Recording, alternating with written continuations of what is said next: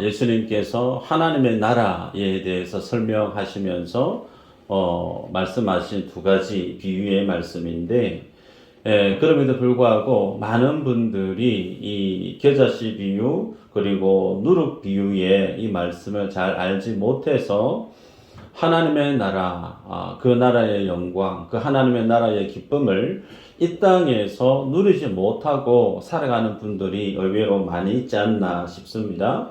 오늘 본문 가운데 이 겨자씨 비유, 누룩 비유 말씀을 여러분이 분명히 깨달아서 이 땅에서 하나님의 나라의 그 기쁨을 누리는 복된 주인공 되시기를 주 이름으로 축복합니다. 이 말씀의 동기를 살펴보면 13장 10절에 이렇게 말씀을 합니다. 예수님이 안식일 날에 회당에 들어가십니다. 그곳에서 말씀을 전하실 때 18년 된 귀신에 붙들려서 앓고 허리를 한 번도 펴보지 못한 여인을 만나게 되죠. 이 말씀을 볼 때 어떻게 남자 중심의 사회인 유대 사회 속에서 회당 안에 여인이 같이 들어가서 예배를 드릴 수 있나? 그것도 귀신 들렸고 몸이 구부러져 있는, 몸이 불편한 질환을 지니고 있는 여인이 회당 안에 어찌 같이 예배 드리는 예배 공동체의 일원으로 서 있을 수가 있는가라고 혹시 궁금해 하실 분이 있을지 모르겠는데, 회당은 성전과 다르죠. 성전은 부정한 자가 출입할 수가 없으나 회당은 성경 어디에도 귀신이 들린 자라든지 불편한 여인이 그 회당에 들어가서는 안 된다라고 하는 율법 조항이 없습니다. 그래서 규례와 전통 가운데 위배되는 부분이 없다는 사실을 먼저 밝힙니다. 그래서 마가복음 1장 23절에도 말씀이 마침 그들의 회당에 더러운 귀신 들린 사람이 있어 라는 표현이 있는 것을 봐서 회당 안에는 귀신 들린 사람이나 몸이 불편한 사람이나 혹은 여인이라 할지라도 회당 출입을 할 수 있었던 유대 사회였음을 여러분이 꼭 기억할 필요가 있죠. 자, 그런 가운데 중요한 것은 주님이 안식일 날 이 회당에 갔고 그 회당에서 이 18년 동안 귀신 때문에 몸이 앓고 그리고 한 번도 허리를 펴보지 못한 이 여인을 만났다라는 것이 중요하죠. 또 특히 말씀을 우리가 13장을 쭉 보면 알 수 있는 것이 이 여인이 먼저 예수님에게 나와서 내가 이만저만 몸이 힘들고 어려우니 예수님 저를 좀 고쳐주세요. 저를 좀 불쌍히 여기시고 낫게 해주세요. 그런 어떤 자신의 필요를 구했느냐? 구한 바가 없어요. 전혀 예수님께 자신의 결핍의 문제, 필요의 문제를 예수님께 요청하지도 아니했음에도 불구하고 예수님이 12절에 말씀을 보면 예수께서 보시고 불러 이르시되 여자여 네가 네 병에서 놓였다 하시고 그렇게 말씀을 하십니다. 우리가 생각해 볼 때 예수님에 대한 소문이 일대에 다 퍼져 있습니다. 때문에 이 여인도 예수님에 대해서 모를 리가 없습니다. 그런데 그런 어떤 예수님에 대한 소식을 알고 있었음에도 불구하고 소리 내고 또 용기 내서 자신의 문제를 예수님 앞에 구하지 못한 이 여인의 모습을 통해 우리가 짐작할 수 있는 것은 이 여인의 마음 속에는 예수님께 대한 믿음의 어떤 영역들이 전혀 일어나지 않고 있는 믿음과 전혀 무관한 사람이 이 여인이 아닌가 그렇게 볼 수가 있죠. 자, 그런데 이 여인을 주님이 고쳐주시는데 어떻게 고쳐주시는가? 13절에 보면 안수하시니 여자가 곧 펴고 하나님께 영광을 돌리는지라 그렇게 말씀합니다. 안수하시니 예수님께서 꼭 안수 기도를 하셔야만이 병든 자가 회복되어질 수 있을까? 그렇지 않죠. 예수님께서는 말씀으로 천지 만물을 창조하신 하나님이십니다. 말씀으로 왕왕 많은 병자들을 고치신 사례도 복음서 안에는 있죠. 그래서 말씀만으로 이 여인의 질환이나 안타까운 상황을 분명히 주님이 해결해 주실 수 있는데 그럼에도 불구하고 왜 주님이 직접 손을 대셔서 이 여인을 안수 기도하심으로 그 귀신 들림과 그 허리를 펴지 못하는 질환을 고쳐주셨는가?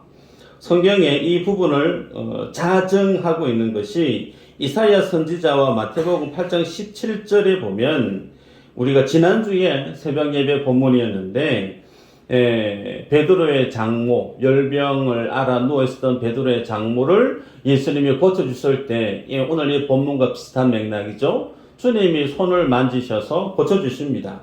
이 행위를 성경이 이렇게 기록합니다. 마태복음 8장 17절에 우리의 연약한 것과 병을 담당하시고 짊어지심이라. 예수님이 말씀만으로도 모든 병든 자를 고칠 수 있는데 말씀하시지 않고 직접 손을 대시고 안수기도 하시는 그 행위를 이사야 53장 4절 5절은 어떻게 표현하죠? 한번 읽어볼까요? 시작. 그는 실로 우리의 징조를 보고 우리의 생성을 향하였거늘 우리는 생각하기를 그는 징조를 받아 하나님께 맞으며 고난을 당한다 하였노라. 그가 찔림은 우리의 허물 때문이요 그가 상함은 우리의 죄악 때문이라. 그가 징계를 받음으로 우리는 평화를 누리고 그가 채찍에 맞음으로 우리는 나음을 받았도다. 아멘. 이사야 선지자와 마태복음의 저자 마태가 예수님이 이 고난을 당하시고 채찍을 맞으시고 그리고 십자가에 죽으시는 그 모든 십자가의 사역은 오롯이 누구와 직결되어져 있는가? 예수 믿어 구원받아야 될 나를 위한 내가 받아야 될 그 모든 수고와 고난과 아픔인데 그것을 주님이 대신 받으심으로 우리가 나음을 입고 고침을 입고 구원을 얻었다. 그래서 예수님이 십자가에서 죽어지시는 그 모든 십자가의 사역은 예수님이 우리 모든 인생의 죄에 그리고 질고 고통 슬픔을 다 짊어지시는 메시아 되심을 표현하고 있는 내용이죠. 그 같은 맥락에서 예수님이 이 여인에게 안수 기도를 통해서 고치시는 이 사건 또한 무엇을 우리가 볼 수 있는가? 우리의 연약함을, 우리의 질고를 친히 주님이 담당하시는 메시아 되신 예수 그리스도, 그 주님의 모습을 안수 기도를 하심으로 주님 우리의 메시아 되심을 드러내고 있다는 사실이죠. 이 말씀은 지난주 우리가 보았던 무화과나무, 열매 없는 무화과나무 비유해서 주님 하신 말씀이 뭐였죠? 금년에만 놔두십시오. 왜요? 과수원지기, 포도원지기가 금년에 땅을 두루 파고 거름을 줘서 열매 맺게 하겠으니 올 금년만 나무 찍어서 내버리지 마시고 무화과나무 금년에도 좀 놔주십시오. 그래서 열매 맺게 하는 행위가 누구에게 있는가? 열매는 가지가 열매 맺어야지가 아니, 열매 맺음의 주체자는 우리에게 있지 않습니다. 열매 맺음의 능력, 열매 맺음의 주체자는 하나님께 있다는 거예요. 그래서 주님이 친히 오셔서 병든 자에게 안수기도해 주심으로 그에게 하나님의 자녀다움의 열매 맺음을 맺게 하시는 사역을 오늘 본문 가운데 주님이 이렇게 보여주고 있습니다. 생각해보면 이 여인은 자신의 질병, 귀신 들렸고 귀신 들린 것 때문에 허리를 펴보지 못하고 18년 동안 허리를 꼬부러져서 살아야만 했던 그 참 그 힘든 인생, 그 삶의 문제를 해결하기 위해서 할 수 있는 일을 다 했을 것입니다. 네. 자기가 동원할 수 있는, 자기가 할 수 있는 모든 것을 다 했지만 자신의 그 문제를 해결할 수 있었느냐? 그렇지 못했다라는 거예요. 그런 힘든 세월을 18년 동안 살아 지냈다라는 겁니다. 그러면서 이 여인이 놓지 않은 것이 뭐였느냐면 회당을 출입하면서 하나님 앞에 말씀을 드리는 예배 공동체의 삶을 살았던 삶을 성경이 우리에게 보여주고 있죠. 여러분, 그런데 그 예배 공동체 안에 회당 공동체 속에서 하나님의 말씀을 드리고 안식일날 주님 앞에 예배를 드렸음에도 불구하고 이 여인의 고질적인 삶의 근원적인 문제가 해결되어졌느냐? 그러지 못했다라는 겁니다.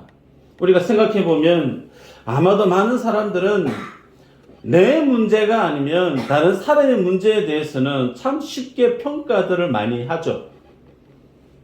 그러면서 그 사람이 지나고 난 이후에 도대체 저 여자는 무슨 죄를 지었길래 저렇게 18년 동안이나 저런 불쌍한 삶을 살고 있을까?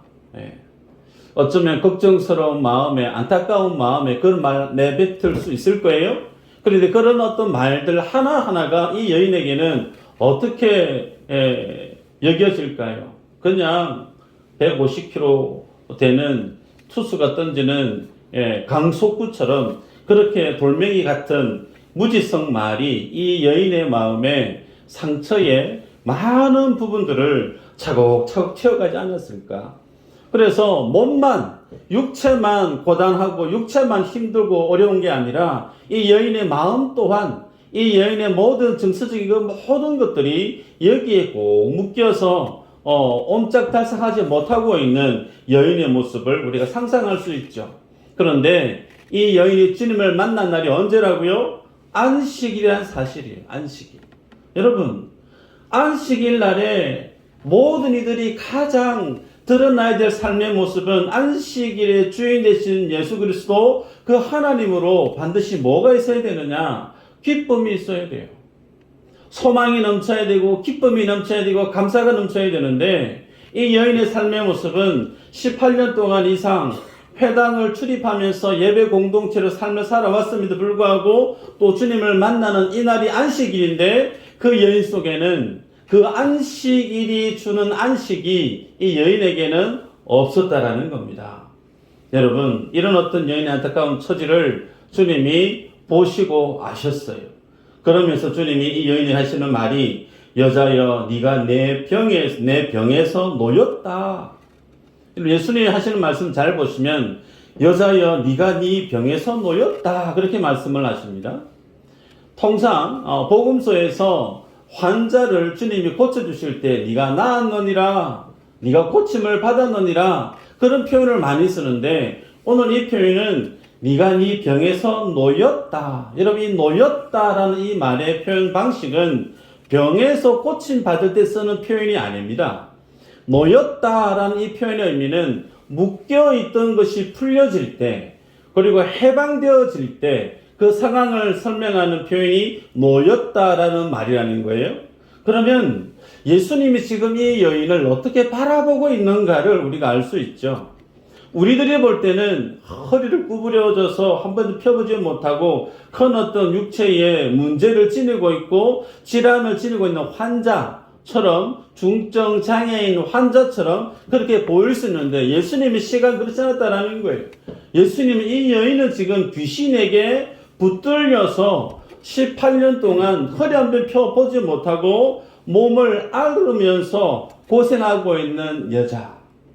그래서 주님이 이 여인을 안수 기도해 주시면서 그 질환을 고쳐주실 때 놓였다라는 표현을 쓰고 있어요. 그 말의 의미는 이 여인을 붙잡고 있었던 사단의 권세를 주님이 풀어냈다라는 겁니다. 그 사단의 권세를 풀어내실 때 그 사단이 거머쥐고 있었던 육체의 질환 부분까지도 하나님이 예수님이 그 문제를 해결해 내셨다라는 표현으로 여자여 네가 네 병에서 놓였다 그렇게 말씀을 하십니다. 여러분, 그렇기 때문에 주님은 이 여인에게 안수하심으로 이 여인을 묶고 있었던 질병과 귀신의 그 권세를 주님이 쫓아내셨죠. 여러분, 이 상황을 잘 보시기 바랍니다. 이 과정을 다 겪고 난 이후에 여인이 회당 안에서 뭘 했다고 기록하고 있느냐면 하나님 앞에 감사하면서 영광을 돌렸다 그렇게 기록하고 있어요. 여러분, 성도가 예수님을 믿고 믿음의 삶을 살아가는 방향성은 정해져 있어요. 그 방향성은 하나님께 영광을 돌리는 삶입니다. 그런데 인생이 하나님께 영광을 올려드릴 수 있는 삶의 그 궤적 안에는 무엇이 가장 먼저 있어야 되느냐?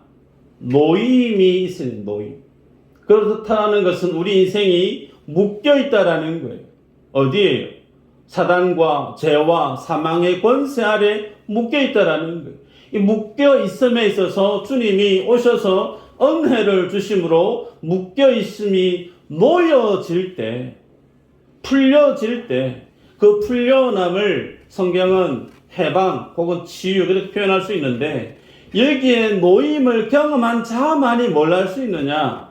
하나님의 은혜에 대한 합당한 순종의 결과로 하나님께 영광을 올려드릴 수가 있다는 거예요. 하나님의 은혜와 무관하게 나의 열심과 나의 노력으로 열매를 맺을 수도 없고 나의 열심만으로 주님께 영광을 올려드릴 수도 없다는 거예요. 무엇이 먼저인가? 하나님이 내게 부어주시는 은혜가 먼저라는 겁니다. 그 하나님의 은혜가 내게 부어질 때에 비로소 우리는 노임을 경험하게 되어지고 그 노임을 경험한 자가 비로소 뭘 할 수 있느냐? 하나님 앞에 나아가서 하나님이 받으시는 영광을 올려드리는 참된 예배자로 살아가게 되어지더라는 겁니다. 여러분, 이 여인이 18년 동안 회당을 출입을 하면서 안식일 날에 예배를 했을 것입니다. 그 많은 예배를 드렸지만 이 여인이 영광을 올려드린 날은 오늘 예수님을 만난 날이에요. 예수님을 만난 날. 그래서 예수님을 만났기 때문에 하나님 앞에 합당한 영광을 올려드릴 수가 있었다는 사실 때문에 우리는 주님 앞에 믿음의 삶을 살아가실 때 예배와 하나님께로부터 받는 축복의 그 순서를 여러분이 꼭 기억하셔야 되죠. 무엇이 가장 1순위인가? 하나님께로부터 은혜를 받는 것이 1순위예요. 그래서 하나님의 은혜를 받는 자리를 사모하는 여러분들 되시기를 축복합니다. 내 삶에 많은 일들이 있을 겁니다. 중요하고 급하고 다양한 우선순위들이 있을 텐데 원래는 여러분들이 여러분의 삶의 우선순위 중에 하나님 앞에 은혜를 경험하는 자리를 내 삶의 1순위로 교정해 가는 믿음의 은혜가 있기를 축복합니다. 여러분, 말씀에 예수 그리스도로 하지 않는 것, 예수님의 은혜와 무관하게 행해지는 그 모든 것들은 우리는 하나님 앞에 영광을 올려드린다라고 생각할 수 있으나 그것이 그렇지 않다라는 겁니다. 우리가 지난 시간에도 보았지만 금년에도 열매 맺지 아니했더니 무화과 나무 금년에도 내버려 두십시오.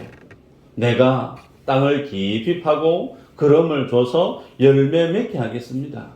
열매 맺음의 주체가 내가 아니라는 거예요. 나의 노력이나 나의 의지나 나의 수고로 열매를 맺어질 수가 없어요.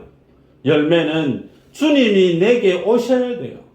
그래서 그 열매가 없는 내 자신을 바라보고 내가 열매 없음에 대해서 안타까워하면서 동시에 그 열매 맺음의 주체자가 하나님임을 기억하는 성도는 하나님께로부터 열매 맺을 수 있는 그 자리, 축복의 자리, 은혜의 자리, 생명의 자리, 그 자리에 열심을 낼 필요가 있다라는 겁니다.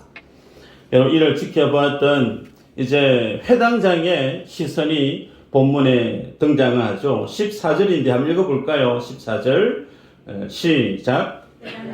예수께서 안식일에 벼 주시는 것을 보내어 우리에게 이르되 일하려는 연세가 있으니 그동안에 와서 고침을 받을 것이요 안식일에는 하지 말 것이니라 하거늘. 아멘. 자, 회당장의 생각이 이제 충돌합니다. 하나님의 은혜가 있는 자리에는 항상 영적인 전쟁이 있는데 그 은혜가 있고 생명이 움돋는 그 자리에 영적인 전쟁. 자, 회당장의 생각이 등장하죠.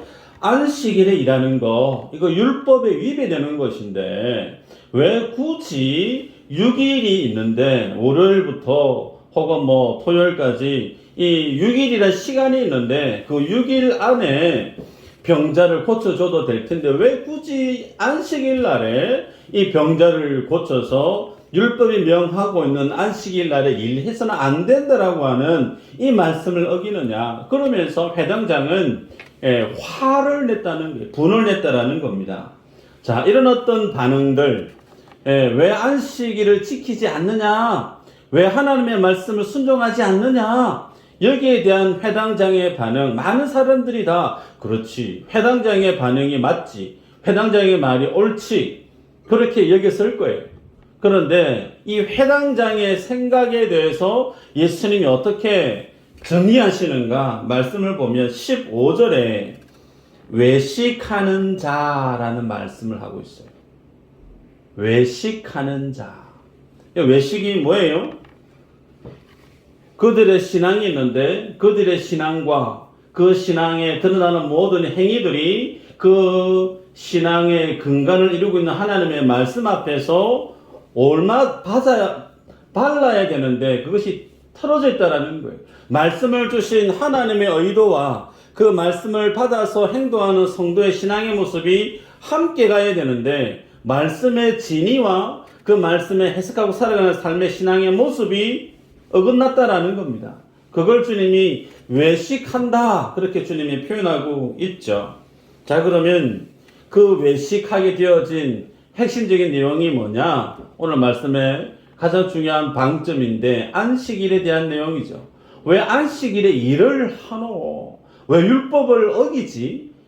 당대 유대인들과 회당장의 관점이에요. 자, 그러면 여러분 안식일의 규례가 뭐죠? 안식일에 뭘 해서는 안 된다 말하고 있느냐? 일해서는 안 된다 라고 율법에 명시하고 있습니다.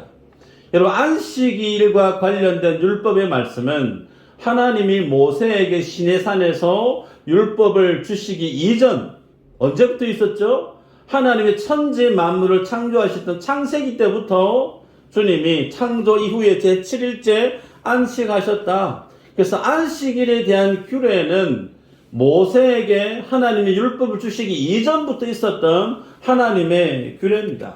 그러면서 성경은 안식일에 그 안식일을 지키는 행동 양식을 하나로 규정하는데 일하지 말라는 거예요. 왜 일해서는 안 되느냐? 두 가지로 설명을 하죠. 하나는 내가 천지 만물을 창조하신 창조주 하나님이다. 그러게 너희는 안식일에 일해서는 안 된다. 여러분 이 말의 의미는 주님이 천지 만물을 다 만드시고 나서 맨 마지막에 누굴 만들었죠? 사람을 만들었어요. 아담을 만들었단 말이죠. 하와를 만들었어요. 눈을 딱 떠보니까 내 눈앞에 사과가 딱 열려 있어요. 눈을 떠보니 이제 손만 뻗어서 쌀을 빻아서 밥을 해 먹을 수 있는 손만 뻗으면 수박이 다 익어 있는 거예요. 그 어느 것 하나 아담과 하와가 씨 뿌리고 땅 갈고 거름 줘서 열심히 땀 흘린 결과로 자신들의 먹거리를 준비한 것이 있느냐? 그런 거 없어요. 하나님이 모든 것을 다 구비해 놓은 이후에 아담과 하와를 만드셨단 말입니다. 그러면서 주님이 제7일에 안식했다. 그러니 너 일해서는 안 된다. 그 말의 의미는 하나님이 천지 만물을 창조하신 하나님이시다.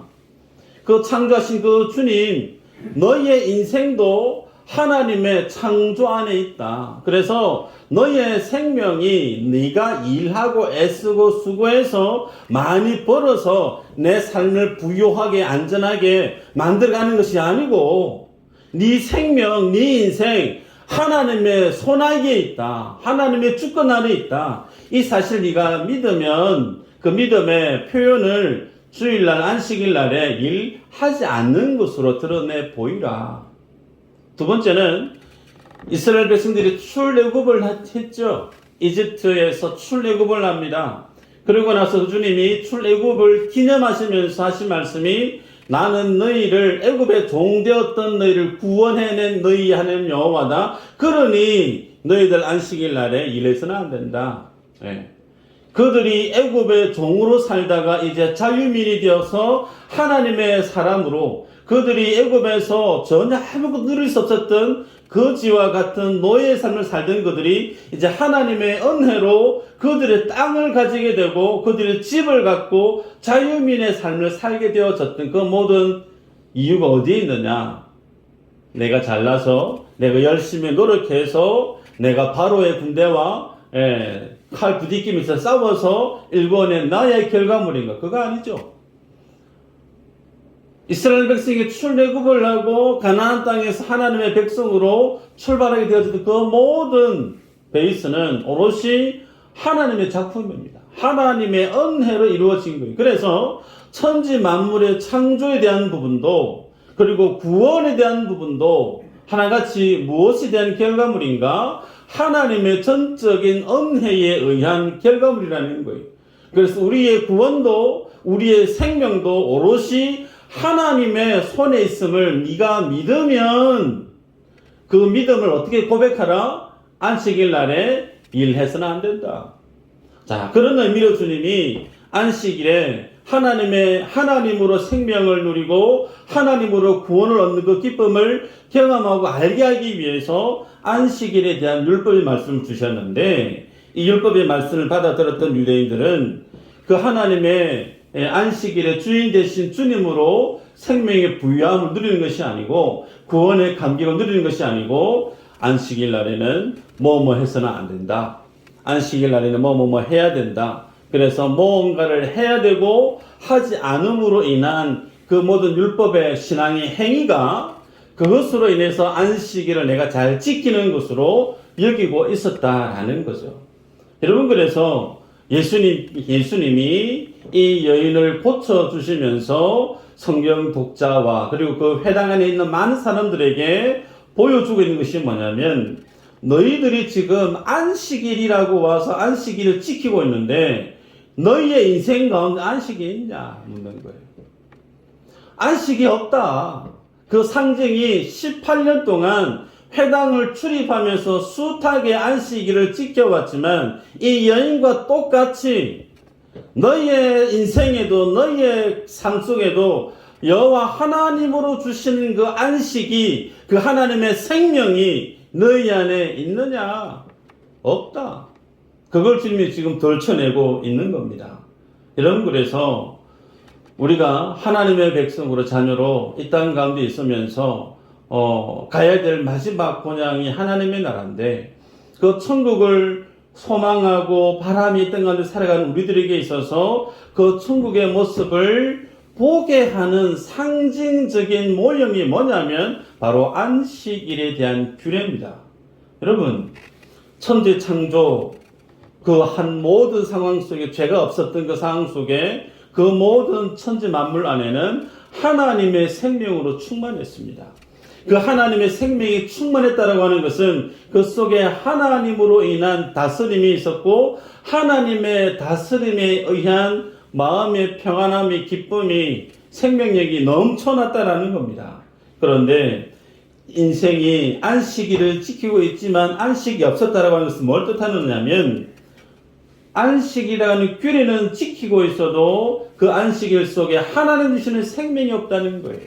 내 안에 참된 안식이 없다, 평안함이 없다, 하나님으로 주시는 기쁨이 내 안에 찾아볼 수 없다. 그 말의 의미는 내 마음 속에, 내 가슴 속에, 내 영혼 가운데 하나님이 주시는 그 생명력이 내 안에 보이지 않는다라는 거예요. 하나님이 나를 다스림으로 인한 내 삶 속에 있는 평안함이 넘쳐야 되는데, 나는 아무리 봐도 내 마음속에 하나님으로 인한 평안함이 찾아볼 수가 없다. 여전히 불안하고 두렵고 힘들고 불평불만이 양은난비처럼 불불불 끓어오르는 어떤 내 삶의 모습을 볼 때 내 안에는 하나님이 주시는 안식이 없다. 여러분, 하나님 주시는 안식이 없는 그곳엔 그럼 뭐가 자리에 있을까요? 하나님의 다스림이 없는 그곳에는 그걸 누가 다스릴까요? 하늘의 공중권세 잡은 사단이 다스리고 있다는 거예요. 사단은 이 세상을 다스리고 있고 세상의 주인인 양 통치하고 있는데, 이곳에서 하나님이 우리를 구원해 내시기 위해서 예수 그리스도를 하나님의 보좌에서 포기하게 하시고 이 땅에 성육신해서 보내셨죠. 우리로 하여금 하나님이 주시고자 하시는 그 생명, 하나님이 주시고자 하시는 그 안식, 하나님의 다스림으로 경험하게 되어지는 절대 평강을 주님이 주시기 위해서 십자가의 삶을 주님이 살아내셨다라는 사실이죠. 그래서 성경이 말씀하고 있는 믿음, 신앙생활, 구원 마치 출애굽기와 똑같아요. 모든 사람들이 애굽의 방대한 강대 국가 그 도시 문명 속에서 살아가는 그 세상에서의 그 즐거움, 그걸 너무 좋아했는데 하나님은 그 애굽에서 이스라엘 백성을 끄집어냅니다. 그리고 약속의 땅으로 주님이 들여 보내시죠. 마찬가지예요. 우리가 이 땅 가운데 살아가고 있지만 하나님 우리에게 주시고자 하시는 구원은, 하나님 우리에게 주시고자 하시는 믿음은 우리가 이 땅 가운데 살고 있는 우리를 끄집어내서 어디로요? 하나님의 나라로 들여내 보이기를 원하신다라는 겁니다. 그래서 인생 가운데 이 죄와 사단의 권세 아래 묶여있는 이 인생들을 주님이 그럼 어떻게 이 세상에서 사단의 소나기에서 주님 우리를 이끌어내서 하나님의 나라로 들여보내 주시는가 말씀을 볼까요? 요한복음 8장 32절 한번 읽어보십시다. 시작. 자, 보십시오. 자유케 하리라, 자유롭게 하리라. 뭐가요? 진리가 너희를 자유케 한다. 예수 그리스도의 진리가 나로 하여금 사단의 소나기에서 사망의 권세에서 나를 자유롭게 한다. 자, 그러면 진리가 뭔가 보실까요? 요한복음 14장 6절, 요한복음 1장 17절 먼저 보십시다. 시작. 주어진 것이요 은혜와 진리는 예수 그리스도로 말미암아 온 것이라. 은혜와 진리는 예수 그리스도로부터 온다. 자, 또 보십시다. 14장 6절이죠. 시작.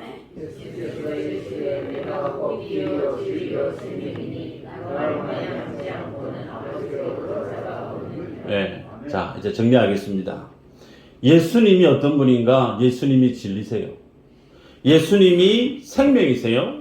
예수님이 길이세요. 예수님이 은혜입니다. 예수님이 하나님이에요. 성경은 예수님에 대해서 따로 떼어서 그렇게 설명하고 있지만 주님이 말씀하고 있고 성경이 기록하고 있는 말씀을 종합해 보면 길이 뭐냐? 길이 예수님이에요. 진리가 뭐냐? 예수님이 진리예요. 예수님이 생명이란 말이에요. 예수님이 은혜란 말이에요. 우리는 예수님으로부터 무언가를 구하는 것이 아니라 우리는 예수님을 구해야 되는 겁니다. 우리는 예수님으로부터 무언가를 복을 구하는 것이 아니라 우리는 예수님을 구하는 자가 되어야 된다니까요.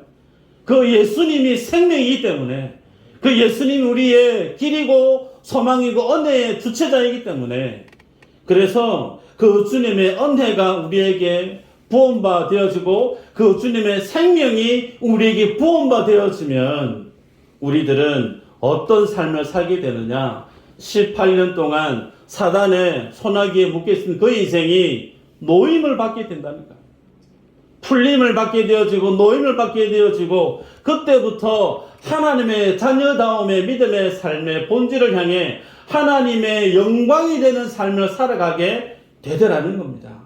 여러분, 그래서 이 하나님의 나라의 모습, 예수의 생명을 지니고 그 예수의 은혜가 부원받아지고 그 하나님의 은혜가 하나님의 말씀된 진리로 우리에게 드러날 때, 깨달아지고 그 진리가 우리를 충만하게 다스리게 되어질 때 그 사람은 더는 사망의 권세나 세상의 어떤 소욕에 얽어매여 있지 않고 하나님의 자녀로 거듭나서 이 땅이 아닌 하나님의 나라를 소망하며 열망하며 살아가게 되는 거예요. 이게 주님이 오늘 본문 가운데 겨자씨와 누룩 비유를 통해 말씀하고 싶었던 하나님의 나라에 대한 본질에 대한 내용이에요. 여러분, 보름 오늘 새벽에 보니까 달이 엄청 크더라고요. 보름달이구나. 자연스럽게 이제 설이 연상되던데, 설이 지나고 나서 보름이 되어지면 오곡밥을 드시죠. 오곡밥 안에 꼭 들어가는 것 중에 하나가 조, 그죠? 조. 노란 조. 예. 겨자씨 보신 분은 아시지만 모르시는 분은 조를 인상하시면 됩니다. 예, 조. 그 조 정말 작잖아요. 예, 그거 그냥 후 불면 날아가 버립니다. 예, 그런데 예수님이 하나님의 나라를 그 조와 같이 겨자씨에 비유합니다. 아무것도 아닌데 그 겨자씨 그게 자라나면 새가 날아와서 거기에 깃든다. 여러분, 하나님의 나라의 본질은 크고 작고 뭐가 대단하고 거기에 있지 않습니다. 하나님의 나라의 본질은 생명에 있어요. 크고 대단하고 뭐 그게 중요한 게 아니고 생명이 있냐 없냐. 해당 장에게 있어서 가장 크게 보였던 것은 그래도 안식일인데 안식일 날 일 안 하는 율법이 가장 크게 보였다라는 거예요. 그런데 그 율법의 가치를 지키지 않고 병들어 있는 영혼 고치는 것 그거 별로 중요한 것으로 여기지 않았다라는 겁니다. 근데 예수님은 하나님의 나라는 생명에 있다. 예수의 생명이 곧 하나님의 나라인데 그 하나님의 나라에 충실해서 주님이 병든 그 여인을 고쳐주셨다라는 거예요. 그래서 병든 그 여인이 회복을 입어서 그 한 영혼이 살아나는 그것 너희들이 볼 때는 참 작은 것으로 본다는 거예요. 예수 그리스도의 말씀이 전하는 것이 그건 뭐 별거 아니네. 별거 아닌 것을 여길 수 있어요. 예수의 말씀이 예수의 표적이 별거 아닌 것을 이길 수 있습니다. 그래서 유대인들은 예수님을 십자가에 못 박아 죽여 없앴어요. 저 별거 아니고 치워 없애라. 그러나 하나님의 나라는 작은 겨자씨와 같지만 그 안에 뭐가 있다는 거예요? 생명이 있습니다. 그 생명은 반드시 뭐한다? 자라난다는 거예요.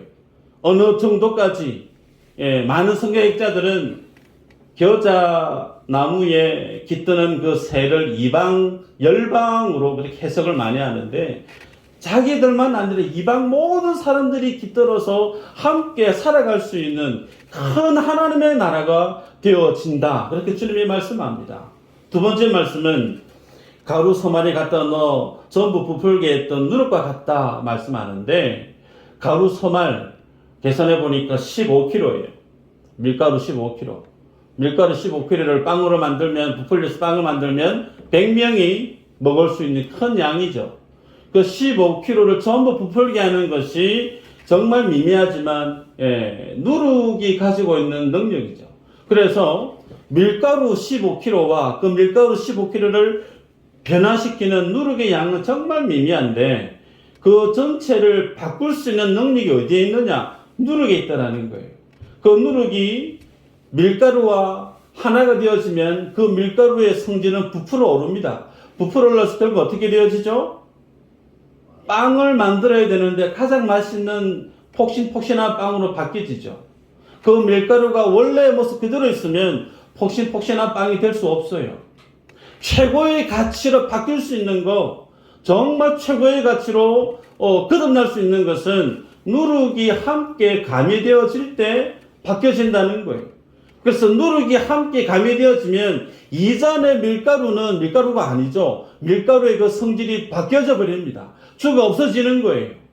예수 그리스도를 믿게 되어지면 나는 하나님의 사람으로 바뀌는 겁니다. 이전에 나의 사람은 사라지고 없는 거예요. 그래서 이전에 내가 고집하고 내가 살았던 모든 삶의 가치 기준들이 예수 그리스도를 만나게 되어지고 예수의 생명이 부음받아지면 나의 삶의 방향이 바뀌어진다니까. 그러면서 전체를 바꿔버린다고 말씀하고 있어요. 말씀을 냈습니다. 여러분 18년 동안 귀신과 질병에 묶였던 이 여인을 주님이 찾아가셔서 고쳐주시고 노임을 받게 했습니다. 그래서 그에게 안식이 없었던 그 가슴 속에 하나님 주시고자 하시던 참된 천국의 본질인 그 안식을 주셨습니다. 그 시발점이 뭐냐? 노임을 경험했다라는 거예요. 여러분에게 여쭙습니다. 여러분들은 이 노임을 경험하신 적이 있으신가? 교회를 에클레시아라고 부릅니다. 세상에서 부름을 받은 사람들, 그가 교회고 그가 성도입니다. 왜 하나님이 우리를 세상에서 불러냈느냐? 왜 우리를 미수제일교회라 명명하느냐? 하나님의 관심은 교회에 있습니다. 교회, 성도는 이 땅에 뿌리를 내릴 인생들이 아니라는 거예요. 하나님은 하나님의 그 모든 권세를 총동원하셨어요. 예수님이 흘릴 수 있는 모든 핏방울을 다 쏟으셔서 주님이 하신 일이 뭐냐면 우리를 이 땅에서 떼어내서 하나님의 나라로 심기를 원하시고 있어요. 이게 하나님의 일하심의 방향이고 이것이 복음이고 이것이 교회와 성도의 삶의 정체성이에요. 여러분에게 여쭙습니다. 여러분은 이 세상에서 분리되어져 있는 인생이 맞으신가? 육체의, 이생의, 안목의 자랑에서 여러분은 떨어져 본 적이 있는가? 여러분, 남들처럼 더 큰 집, 남들보다 더 많은 어떤 부유함, 이 세상에서 어떤 쾌락, 자랑거리를 더 얻기 위해서 할 수만 있으면 더 이 땅 가운데 단단히 착착 달라붙기를 힘쓰고 있는 것은 아닌가? 아니라는 거예요. 주님이 우리를 이끌어가는 방향은 이 땅에서 떼어내서 하나님의 나라의 백성을 만들기를 원하는데 우리는 여전히 하나님보다 나를 더 사랑하는 삶을 고집하고 살아가요. 하나님의 영광이나 하나님의 뜻을 위해서 금식하는 마음으로 주님 앞에 매달리기보다 우리는 여전히 내 자신의 욕심을 채워가기 위해서 이 땅의 것을 더 채워가기 위해서 부단히 이 땅에 더 삶의 뿌리를 깊숙이 뻗으려고 살아가고 있는 것은 아닌가. 한 번도 여기에서 풀려나 본 적이 없는 사람은 아무리 교회를 오래 다녀도 열매 맺는 신앙을 살아갈 수 없습니다. 내가 열매 맺으려고 하는 그 모든 것들은 결국은 다 실패하고 맙니다. 풀려남의 역사를 경험해 보지 못하니까 예수 그리스도로 인한 참된 안식을 몰라요. 신앙생활을 열심히 해도 이 땅 가운데 하나님의 나라를 사모함이 없어요. 이 땅 가운데 열심히 애쓰고 수고는 해도 하나님의 나라가 주신 그 참된 기쁨과 소망은 몰라요. 그러니 하나님이 받으시는 참된 영광의 예배자로서 설 수가 없는 겁니다. 이 땅에서의 노임을, 이 땅에서 풀려남을 우리는 반드시 주님 앞에서 스스로 점검하셔야 됩니다. 마지막으로 여러분에게 여러분이 1년 내내 어쩌면 평생토록 기도해야 될 기도 제목을 한 가지를 알려드릴게요. 예수님은 예나 지금이나 모든 하나님의 능력을 총동원해서 우리들을 할 수만 있으면 이 땅에서 떼어내는 일을 하실 거예요. 분리시켜내는 일을 계속 하실 겁니다. 그것을 이 땅에서의 풀림, 이 땅에서의 노임, 그렇게 표현할 수 있는데 여기에서 놓여질 수 있는 자, 이생의 육신의 안목의 자랑에 붙들려서 끌려가는 인생이 아니라 하나님 내가 여기에서 풀려나서 이 세상에 속한 사람이 아닌 하나님께 속한 자로서 이 땅에서 하나님의 나라를 맛보아 아는 자로 살게 해달라고. 내 힘으로 안 되고 내 열심으로 안 되고 하나님의 불가항력적인 은혜만이 내가 이 삶을 살 수 있는데 하나님 내가 이 은혜 속에서 떨어지지 않는 믿음의 삶을 살 수 있게 해달라고 여러분이 이 기도를 꼭 하셔서 주님 앞에 천국의 안식의 기쁨을 날마다 경험하는 믿음의 주인공들 되시기를 주의 이름으로 축복합니다. 기도합니다.